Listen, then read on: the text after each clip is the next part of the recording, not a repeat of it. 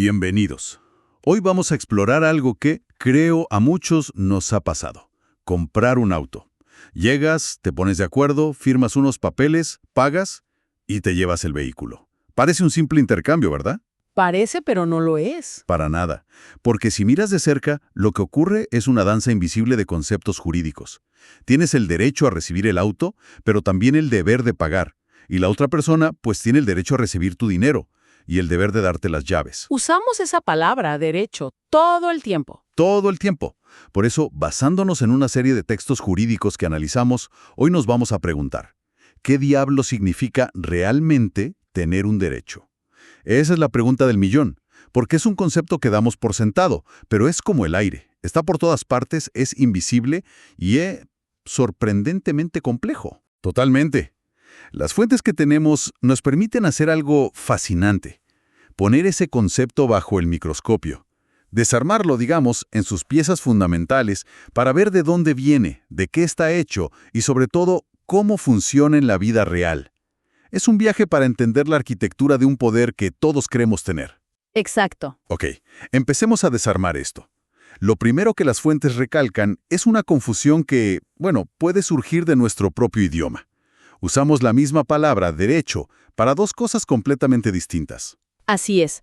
Por un lado está el derecho como sistema, el gran libro de reglas de un país. El derecho con mayúscula.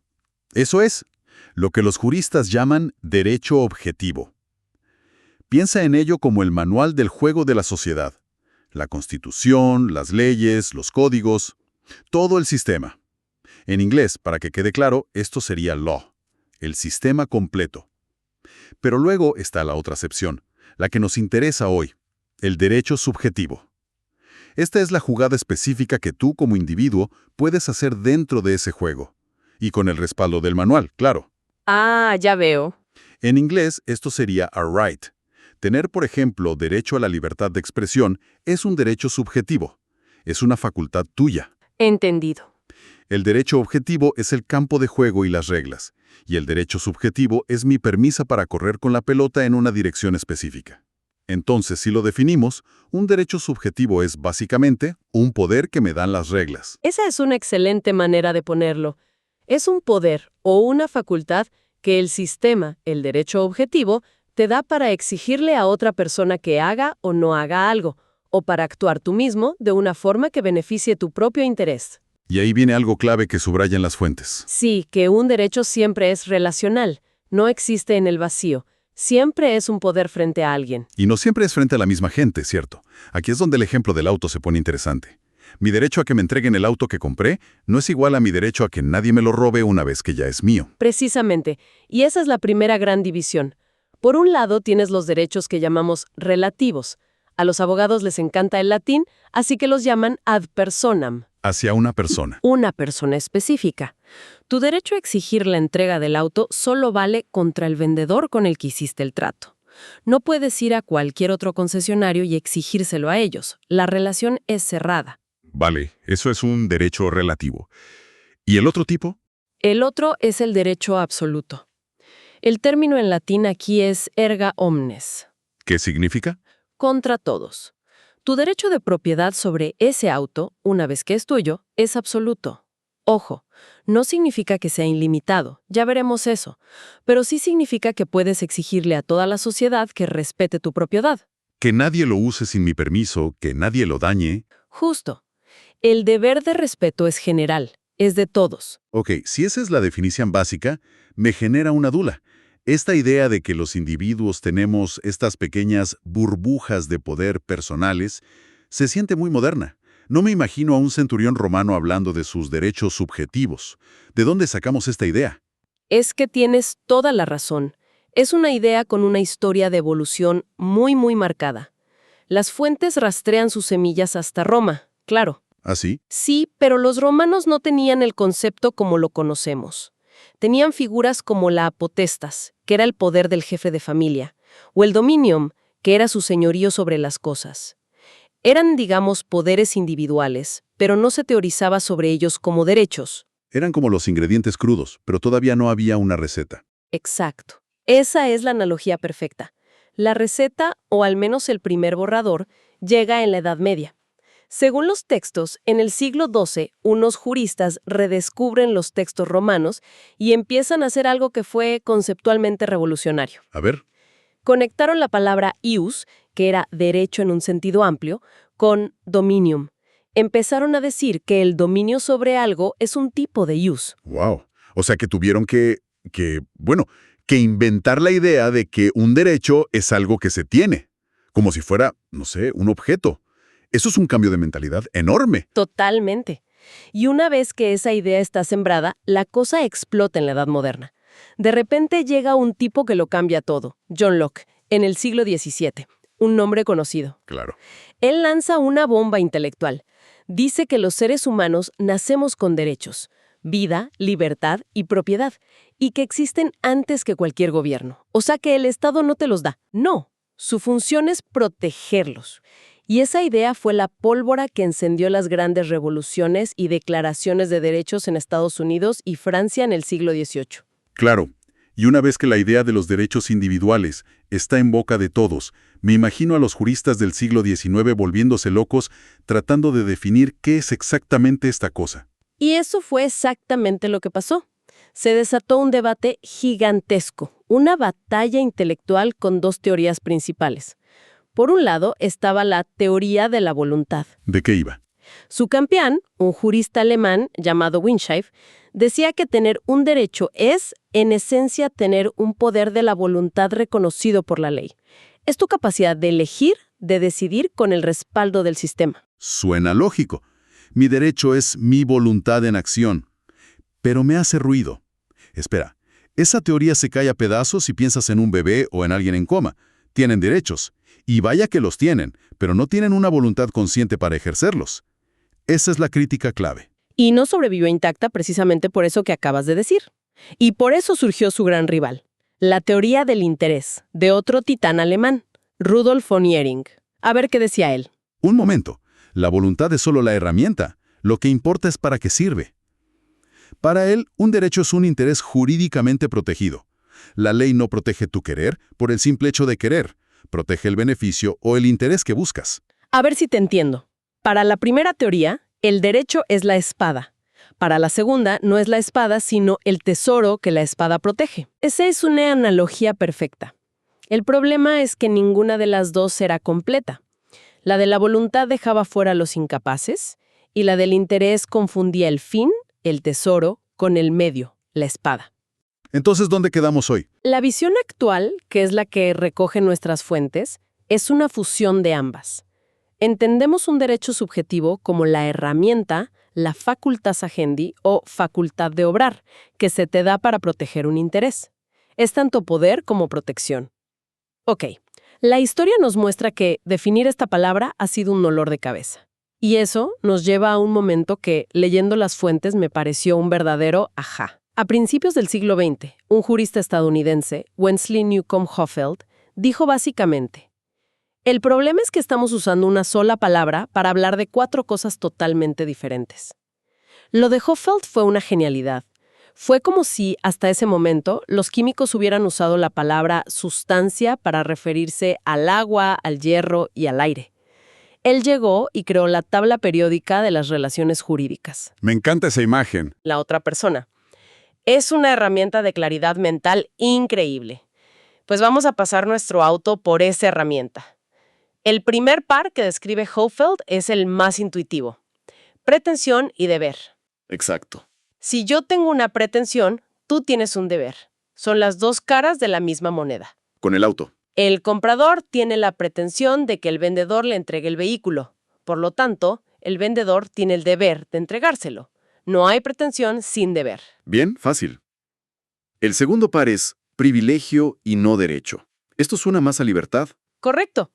Si tengo un privilegio para hacer algo, significa que los demás tienen un no derecho a impedírmelo. Por ejemplo, una vez que tengo mi auto, tengo el privilegio de conducirlo por una calle pública. Los demás no tienen derecho a exigirme que no lo haga. Fíjate la diferencia. El privilegio no le impone a nadie un deber activo de ayudarme. Solo les prohíbe interferir. Entiendo, es mi burbuja de acción. El tercer par es potestad y sujeción. Esto ya suena más a tener el poder de cambiar las reglas del juego. Efectivamente, tener una potestad es tener la capacidad de alterar la situación jurídica de otra persona. Y esa otra persona está en un estado de sujeción a ese poder. ¿Y con mi auto? Tienes la potestad de venderlo. Si te hago una oferta de compra, creo en ti la potestad de aceptarla. Si aceptas, ambos hemos cambiado nuestra situación legal. Hemos creado un contrato. Y el último par es el escudo protector. Inmunidad e incompetencia. Así es. Si tienes una inmunidad, significa que otra persona es incompetente para alterar tu situación jurídica en un aspecto concreto. Por ejemplo, en muchos países tienes una inmunidad contra la expropiación de tu auto por parte del Estado, sin una causa justa y una compensación. O sea que el Estado es incompetente para quitármelo así como así. Exacto. La inmunidad es un escudo contra el poder de otro. Entonces, lo que llamamos derecho de propiedad sobre el auto no es una sola cosa, es un paquete. Es exactamente eso. Se le llama el haz de derechos o bundle of rights. La propiedad de tu auto es un paquete que incluye la pretensión de que nadie lo dañe, el privilegio de usarlo, la potestad de venderlo y la inmunidad a que te lo quiten sin más. Huffield nos dio el lenguaje para desarmar ese paquete y ver cada pieza por separado. Justo. Esto aclara muchísimo las cosas. Ahora bien, tener todo este haz de poderes suena genial, pero me lleva a una última pregunta que aborda nuestras fuentes. Tengo este poder, esta herramienta. ¿Puedo usarla como se me dé la gana? ¿Puedo ser un tirano con mis derechos? Absolutamente no. Y este es quizá uno de los avances más importantes del derecho moderno, y algo que las fuentes enfatizan mucho. Un derecho no es un cheque en blanco para el egoísmo. Hay límites. Claro que sí. El sistema jurídico ha creado una serie de fronteras o guardarraíles para asegurar que el ejercicio de los derechos sea justo y no dañe el tejido social. El primer guardarraíl, y el más grande, parece ser el principio de la buena fe. Sin duda. Es un estándar de conducta que lo impregna todo. Significa que debes ejercer tus derechos con lealtad, honestidad, corrección. Un juez puede rechazar una reclamación que, aunque en papel parezca perfecta, en el fondo es desleal. Es como un control de calidad ético. Algo así, sí. Y muy pegado a eso está la idea del abuso del derecho. No puedes usar tu derecho solo para fastidiar a otro. El ejemplo histórico es genial. El de los actos de emulación, ¿no?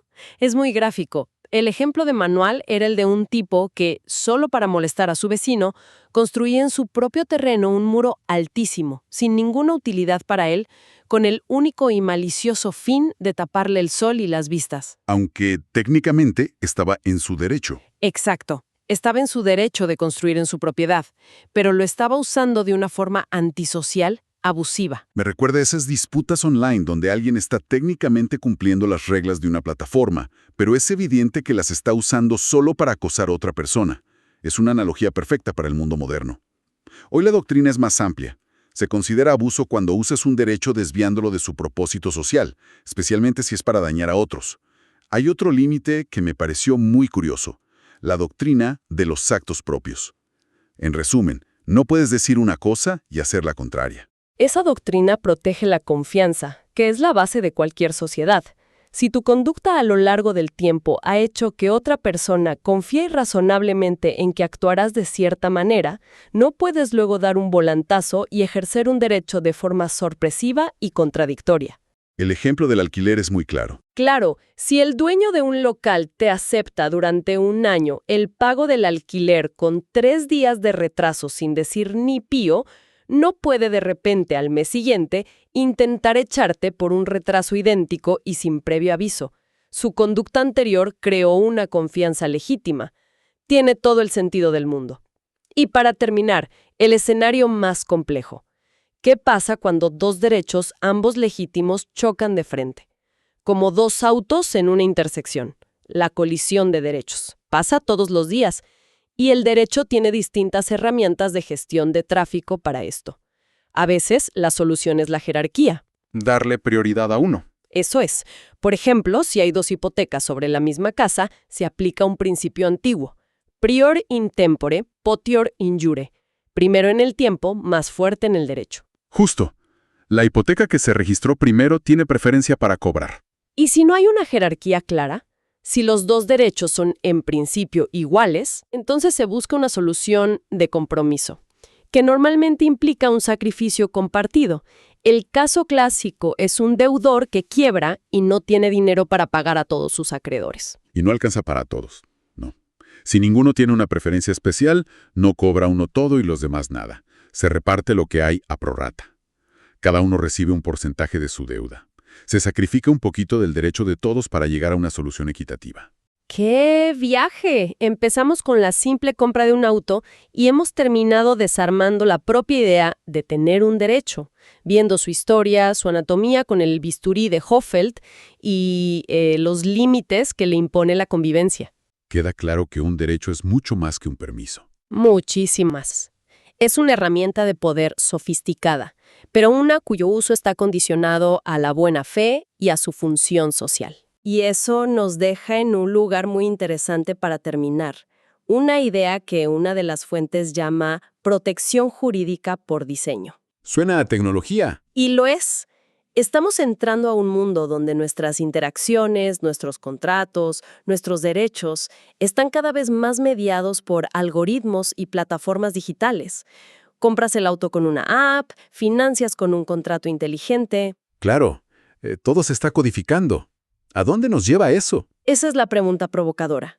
Todo lo que hemos hablado, la flexibilidad de la buena fe, la interpretación del abuso, el equilibrio en la colisión de derechos, depende del juicio humano, del contexto.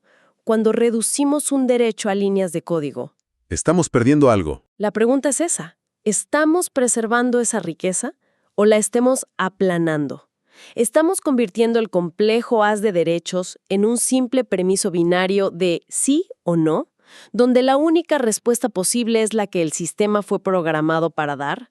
Es decir, que el gran riesgo es que en el futuro, cuando preguntemos si podemos ejercer un derecho, la respuesta final e inapelable no venga de un juez que pondera principios, sino de un mensaje en la pantalla que simplemente diga, ¡error! El sistema dice que no. Exactamente. Y esa es la reflexión final. ¿Cómo nos aseguramos de que la tecnología sirva para implementar nuestros derechos y no para reemplazarlos con una versión mucho más rígida y, bueno, empobrecida de ellos? Un tema para seguir explorando, sin duda.